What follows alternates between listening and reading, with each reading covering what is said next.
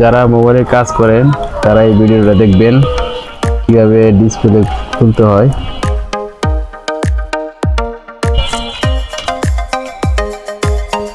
আর এইভাবে সোল্ডারিং করবেন,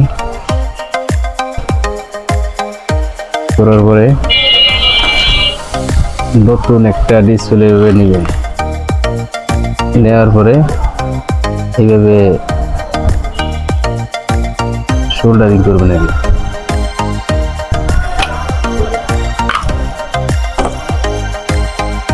রাং নিয়ে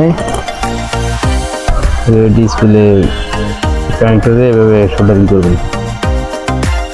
সোল্ডারিং করে এইভাবে সুন্দর করে পিনের সাথে অ্যাডজাস্ট করে এইভাবে আমরা তারপর টুইজার নিয়ে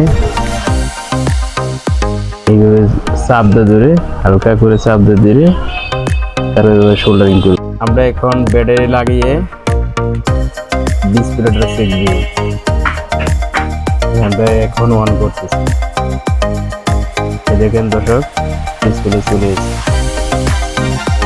এইভাবে কম্পিউটার দেখে এইভাবে ডিসপ্লে লাগাইতে পারবেন।